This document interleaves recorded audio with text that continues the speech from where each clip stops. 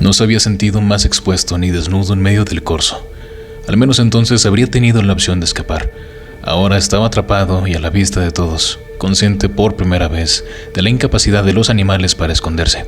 Los niños habían empezado a parlotear animadamente y a señalar su uniforme de la escuela, lo que atraía la atención de los adultos. Todo el espacio disponible entre los barrotes comenzaba a llenarse de rostros. Sin embargo, el auténtico horror lo constituían las dos cámaras ubicadas a ambos lados de los visitantes.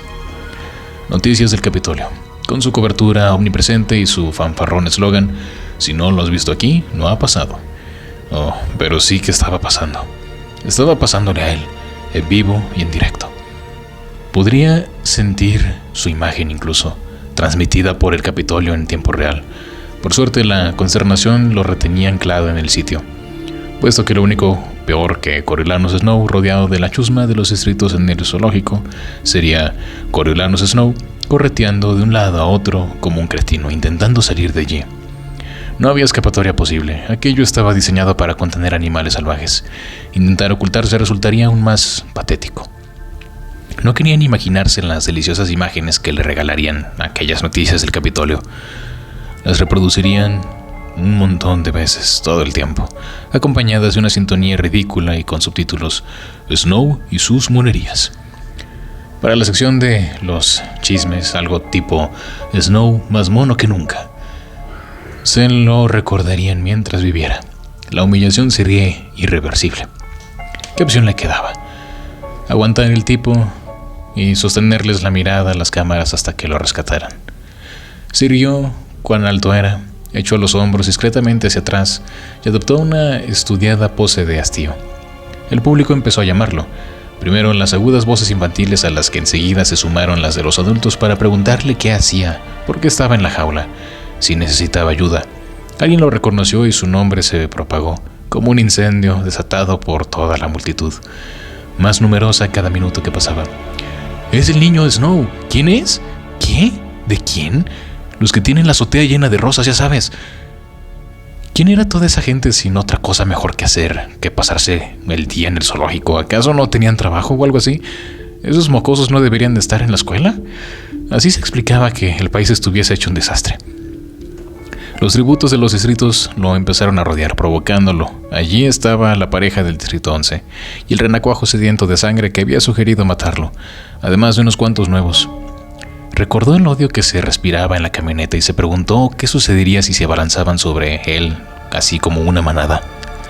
Quizá el público se limitaría solamente a hacer gritos y animarlos, tal vez. Aunque Coriolanus procuró no sucumbir al pánico. Notó cómo le caía el sudor por los costados. Todos los rostros, los de los tributos que se cernían sobre él, los de la muchedumbre que se agalopaba como caballos, comenzaron a difuminarse. Las facciones se volvieron borrosas, lo que dejó tan solo parches claroscuros de piel. Sentían las extremidades entumecidas, los pulmones hambrientos de aire. Empezaba a valorar la posibilidad de salir corriendo hacia la rampa e intentar escalar por ella cuando a su espalda alguien murmuró con voz queda: «Toma las riendas». Sin necesidad de volverse, supo que se trataba de una niña. De hecho, la chica, Lucy Gray, y lo embargó un alivio inmenso al comprobar que no estaba completamente solo. Pensó en la astucia con la que Lucy Gray se había ganado a la audiencia tras la agresión del alcalde, en cómo se los había metido a todos en el bolsillo con su canción. Tenía razón, por supuesto. Debía lograr que ese momento no pareciese fortuito o todo habría acabado. Respiró hondo, se volvió hacia donde ella estaba sentada y le colocó despreocupadamente la rosa blanca detrás de una oreja. Siempre daba la impresión de estar mejorando su aspecto, arreglándose los volantes en el distrito 12, atusándose el cabello en la estación del ferrocarril y ahora adornándose con la flor. Coriolanus le tendía una mano, como si Lucy Gray fuese la dama más venerable de todo el planeta. Las comisuras de los labios de la muchacha se curvaron hacia arriba. Cuando lo tomó de la mano, el contacto le provocó un chispazo que le recorrió todo el brazo. Coriolanus se sintió como si la muchacha acabase de transmitirle una fracción del carisma que irradiaba sobre el escenario. Le hizo una reverencia mientras ella se incorporaba con exagerada elegancia. Está en un escenario, como tú. El espectáculo ha comenzado, pensó. Levantó la cabeza y preguntó: ¿te gustaría conocer a algunos de mis vecinos? Será un placer, respondió ella, como si estuvieran disfrutando de la hora del té. Mi lado izquierdo es el bueno, murmuró, a continuación acariciándose la mejilla con delicadeza. Tras reflexionar sobre la mejor manera de utilizar esta información, Coriolanus empezó a guiarla hacia la izquierda. Lucy Gray dedicó una sonrisa radiante a los espectadores, aparentemente encantada de estar allí. Pero mientras la conducía hacia los barrotes, notó sus dedos crispados como un cepo sobre los de él. Entre las estructuras rocosas y las cejas de la casa de los monos, discurría un foso poco profundo que en otros tiempos habría servido de barrera acuática entre los animales y los visitantes, aunque ahora estaba seco. Bajaron 3 escalones, cruzaron el foso y se encaramaron a una cornisa que se extendía alrededor del recinto, con lo que se colocaron a la altura de los ojos de los curiosos. Coriolanus eligió situarse varios metros de una de las cámaras, mejor que lo buscase él, donde se había arrimado una patuela de niños pequeños. Entre los barrotes mediaban 10 centímetros de separación, espacio insuficiente para que se colase un cuerpo entre ellos, pero de sobra si lo que quería uno era introducir la mano. Los pequeños se callaron al verlos llegar y se acurrucaron contra las piernas de sus progenitores. Coriolanus pensó que la imagen del té era tan buena como cualquier otra, por lo que continuó tratando la situación con la misma ligereza. ¿Qué tal?, dijo inclinándose en dirección a los niños. Hoy me acompaña una amiga. ¿Quieren conocerla? Los niños se rebulleron en el sitio y se escucharon algunas risitas disimuladas, hasta que uno de ellos exclamó: «¡Sí!».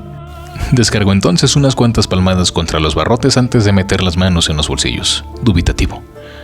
«La hemos visto en la tele». Coriolanus se acercó a Lucy Gray a los barrotes. «Les presento a la señorita Lucy Gray Bird». El público había enmudecido, inquieto por la proximidad de la muchacha, pero deseosos de escuchar lo que el extraño atributo quería decirles. Lucy Gray apoyó una rodilla en el suelo, aproximadamente a un palmo de los barrotes. «Hola, soy Lucy Gray. ¿Y tú cómo te llamas?» «Pontius», contestó un niño después de solicitar con la mirada la aprobación de su madre. Esta vigilaba el intercambio de palabras con suspicia, pero Lucy Gray decidió fingir que no se había percatado de ello. «¿Cómo estás, Pontius?». El pequeño, como buen chico educado del Capitolio que era, le tendió la mano. Lucy Gray lo imitó, pero se abstuvo de rebasar la barrera que presentaban los barrotes para que su gesto no pareciera amenazador. De resultas de ello, tuvo que ser él quien la introdujera en la jaula para establecer contacto. La muchacha estrechó su manita con cordialidad. «Encantada de conocerte. ¿Esta es tu hermana?». Lucy Gray señaló con la cabeza a la pequeña que estaba a su lado, observándolos con los ojos como platos mientras se chupaba el pulgar. «Se llama Venus. Solo tiene 4 años». «Oh, vaya, pues a mí me parece una edad estupenda», dijo Lucy Gray. «Es un placer conocerte, Venus». «Me gustó tu canción», susurró la niña. «¿De verdad?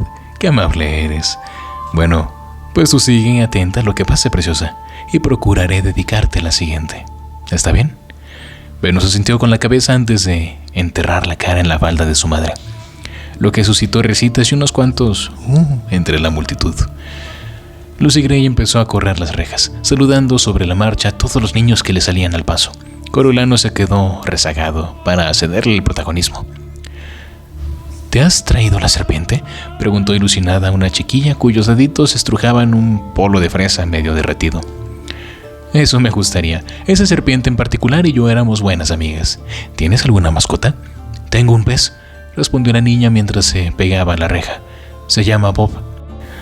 Se cambió de mano al helado y pasó la que se le había quedado libre entre los barrotes, acercándola a Lucy Gray. «¿Puedo tocar tu vestido?». Pese a las franjas de sirope rubí que la cubrían desde el puño hasta el codo, el tributo se rió y le ofreció un trocito de la falda. Tras un momento de vacilación, su diminuta interlocutora se atrevió a deslizar un dedo sobre los volantes. «Qué bonito. A mí el tuyo también me gusta». La niña llevaba puesta una prenda con estampados, descolorida e insulsa. Sin embargo, Lucy Gray añadió: «Los lunares siempre me levantan el ánimo». La sonrisa de la pequeña se iluminó. Coriolanus notó que el público comenzaba a perderle el miedo a su tributo. Ya no se molestaban en guardar las distancias. La gente era fácil de manipular cuando había mocosos en juego. Les gustaba verlos contentos. Lucy Gray, como si ya lo hubiera sabido de forma instintiva, hizo caso omiso de los adultos mientras proseguía la marcha. Estaba muy cerca de una de las cámaras y el periodista que la acompañaba. Era imposible que no se hubiese dado cuenta, pero cuando levantó la cabeza y se la encontró de frente, fingió sobresaltarse y soltó una carcajada. «Ah, hola, ¿estamos saliendo en la tele?» El reportero del Capitolio, olfateando la exclusiva, se aproximó con avidez. «Eso sí, ¿y con quién tengo el placer de hablar?» «Soy Elpidius Malmsey, de Noticias del Capitolio», replicó él, con una sonrisa radiante. «Así que, Lucy, tú eres el tributo del Distrito 12, ¿no es así?» «Mi nombre es Lucy Gray, y en realidad no vengo del 12. Mi gente es bandada, músicos de profesión. Un buen día torcimos por donde no era y nos vimos obligados a quedarnos allí». «Vaya, entonces, ¿cuál es nuestro distrito?», quiso saber Elpidius. «Ninguno en particular. Nos desplazamos de un sitio a otro, según nos apetece». La muchacha hizo una pausa. «Bueno, así era antes, al menos. Hasta que los agentes de la paz nos detuvieron hace unos cuantos años. Pero ahora son ciudadanos del Distrito 12, insistió él. Si tú lo dices». Lucy Gray dejó vagar la mirada en la dirección de la muchedumbre, como si empezara a aburrirse.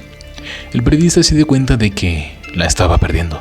«Tu vestido ha causado sensación en el Capitolio». «Oh, ¿de verdad? Bueno, a la bandada le encantan los colores. Y a mí sobre todo. Este perteneció a mi madre, de hecho, así que le tengo un cariño muy especial». «¿Está en el Distrito 12?» preguntó Elpidius. «Solo sus huesos, cielo. Tan solo sus huesos, blancos como perlas».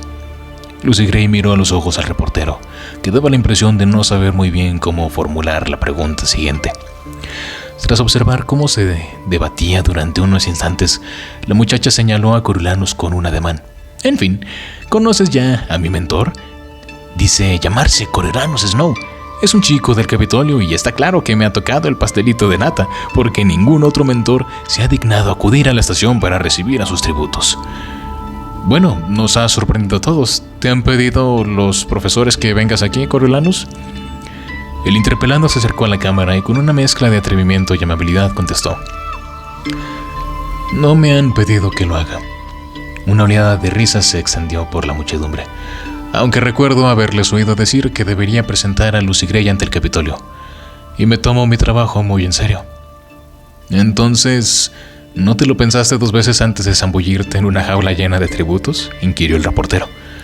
«Más o menos 2, 3, y me imagino que la 4ª y la 5ª no tardarán en pasarse otra vez por mi cabeza, ¿sabe?», confesó Coriolanus. «Pero si ella es tan valiente como para estar aquí, ¿por qué no lo iba a hacer yo también?». Que conste que yo no tenía elección», aclaró Lucy Gray. «Ni yo, que conste eso también», dijo Coriolanus. «Después de oírte cantar, no podía mantenerme al margen. Lo reconozco, soy fan». Lucy Gray le agradeció sus palabras, recogiéndose la falda con una delicadeza bastante refinada para ser una pequeña chica dentro de una jaula de monos. Hizo una pequeña inclinación de cintura mientras sonaban aplausos dispersos procedentes de la multitud.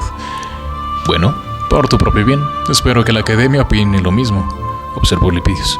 «Sospecho que estás a punto de averiguarlo». Coriolanus se volvió a tiempo de ver que el fondo de la casa de los monos empezaba a abrirse unas puertas metálicas, con las ventanas reforzadas con barrotes.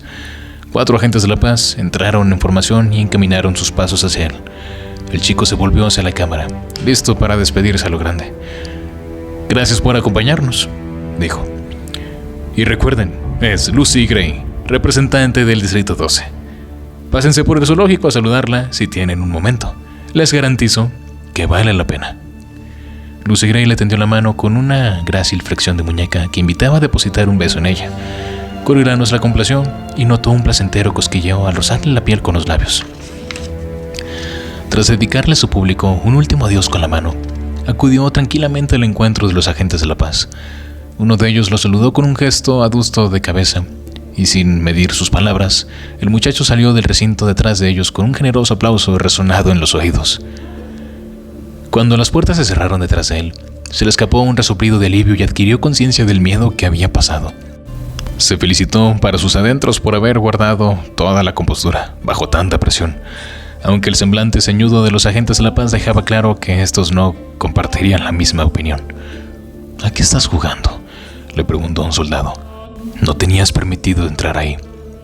Eso pensaba yo hasta que uno de sus secuaces me lanzó como si fuese un montón de cajas por un tobogán, repuso Coriolanus, pensando que la combinación de términos como secuaz y cajas podría ser un timbre exacto para la autoridad. Creía que solo iban a llevarme al zoológico. Con mucho gusto se los explicaré todo cuando su superior llegue y me identifique. De momento, solo puedo darte las gracias a ti. Ajá, replicó la mujer desabrida. Nos han ordenado escoltarte a la academia. Pues qué mejor, dijo Coriolanus, mostrándose más confiado de lo que en realidad se sentía. Le inquietaba la rápida reacción de la escuela. Aunque el televisor del asiento trasero del furgón de los agentes de la paz no funcionaba, por el camino consiguió entrever algunos retazos de la historia de las gigantescas pantallas públicas que salpicaban en el Capitolio. Una mezcla de nerviosismo y energía vigorizante comenzó a atenazarlo, y al ver las imágenes de Lucy Gray, primero y después de sí mismo, resplandeciendo sobre toda la ciudad, jamás podría haber planificado con antelación una maniobra tan audaz. Pero, ya que había ocurrido, nadie le impedía disfrutar de los resultados. Además, pensó, lo cierto era que había representado su papel a la perfección. La cabeza fría, nerviosa cero, había presentado en la sociedad a la chica que tenía un don natural. Lo había sobrellevado todo con dignidad y un toque de humor e ironía. Para cuando llegaron a la academia, Coriolanus ya se había recuperado de su compostura y subió los escalones con aplomo. Ayudaba el hecho de que todas las cabezas girasen a su paso. De no ser por el aura disuasoria que exudaban los agentes de la paz, estaba seguro de que sus compañeros de estudios lo habrían acribillado a preguntas. Creía que iban a llevarlo al despacho, pero la soldado lo dejó ni más ni menos que en el banco que había frente a la puerta del laboratorio de biología avanzada, área restringida de los alumnos de los cursos superiores con más aptitudes para las disciplinas científicas. Aunque no fuera su asignatura preferida, sobre todo por el olor palmadeído de ese lugar, le provocaba arcadas y le desagradaba trabajar por parejas. La manipulación genética se le daba lo suficientemente bien como para haber obtenido una plaza en el curso, ni de lejos tan bien como a la geniecillo esa, Yao Jasper, que parecía haber nacido con un microscopio pegado a los ojos. Sin embargo, Coriolanus siempre trataba a Io con cordialidad, así que ella lo adoraba. Con los chicos que gozaban de menos popularidad en la escuela, el gesto más mínimo surtía un efecto espectacular. Aunque, ¿quién era él para sentirse tan superior? Enfrente del banco, en el tablón de anuncios del centro, alguien había colgado una lista. Dicha lista decía: 10º Juegos del Hambre, mentores designados.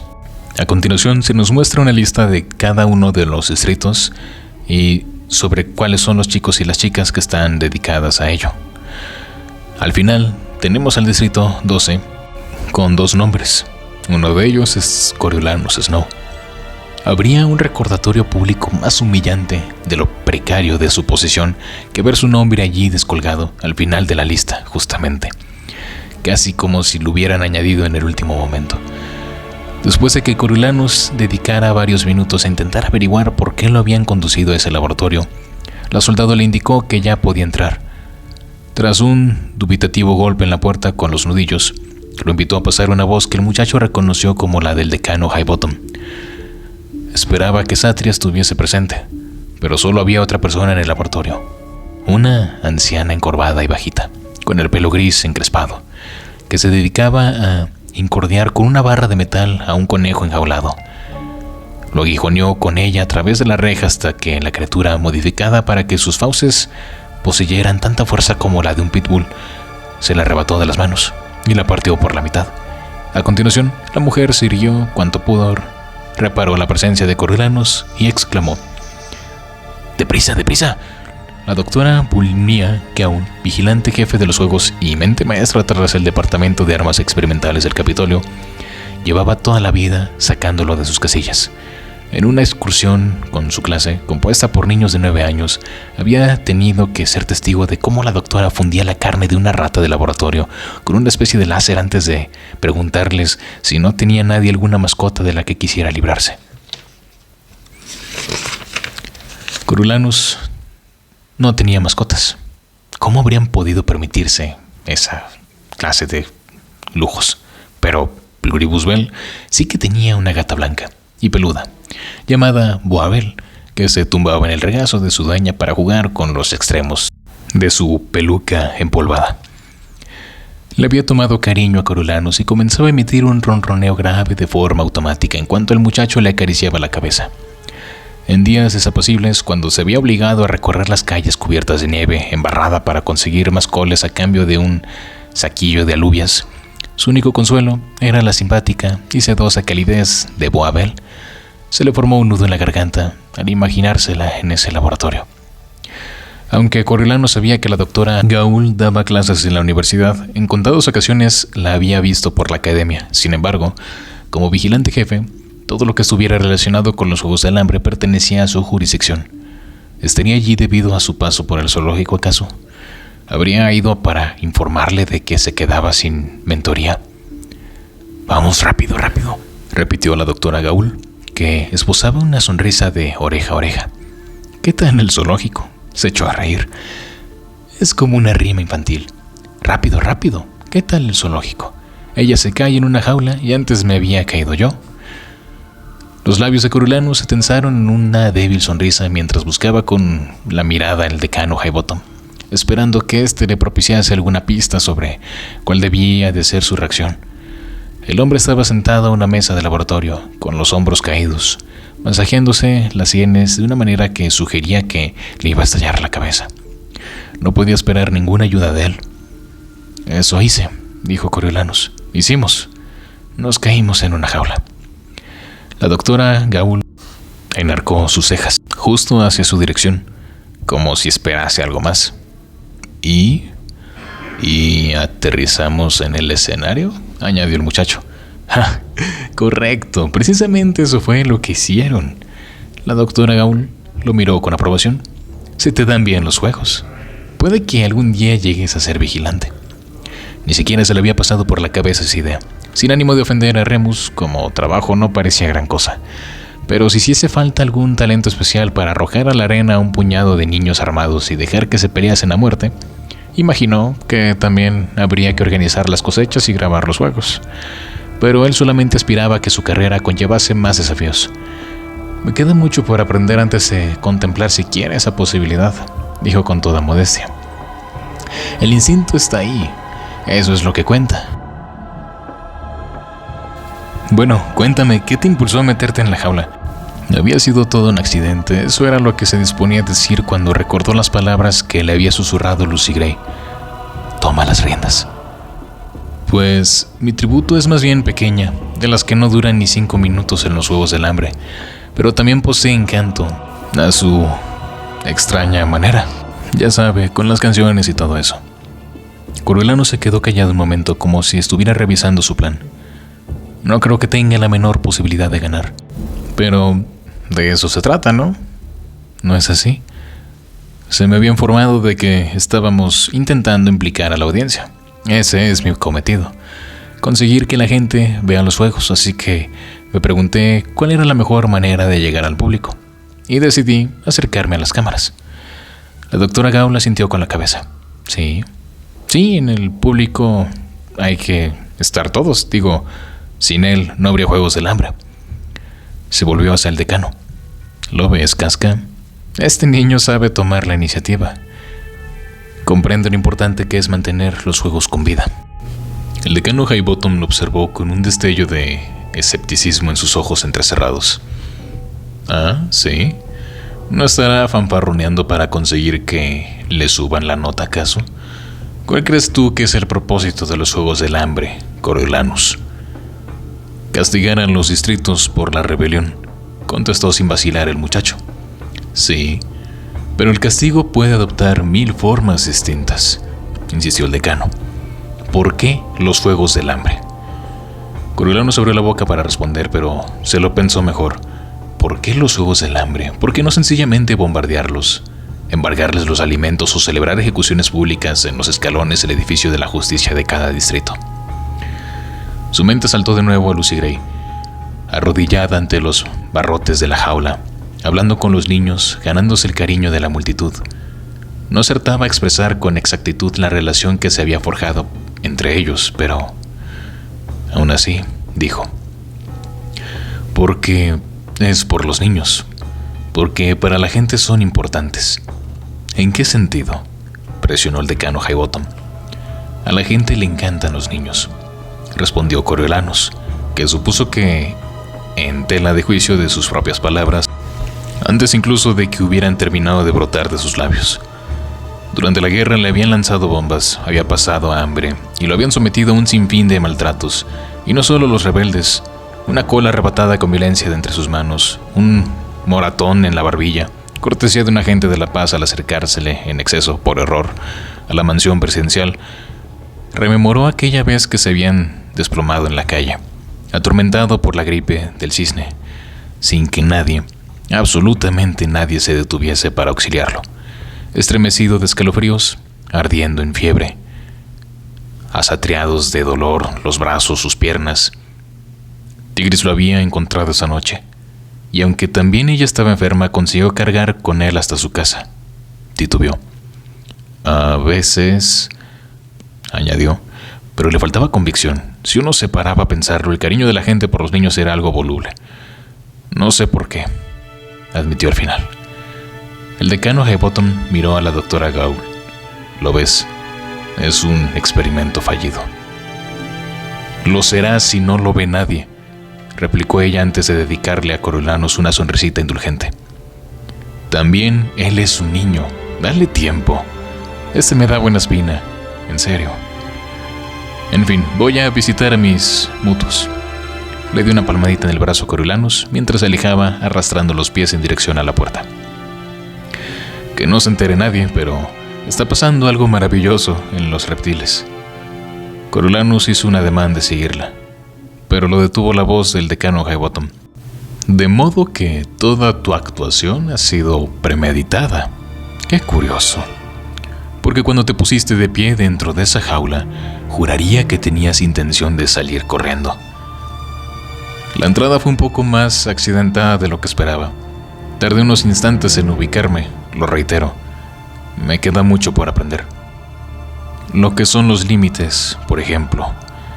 Se te impondrá una sanción por haber incurrido en una conducta imprudente que podría haber puesto en peligro la integridad de un alumno. Tú, sin ir más lejos. Constará de forma permanente en tu expediente, concluyó el decano. Una sanción. ¿A qué se refería con eso?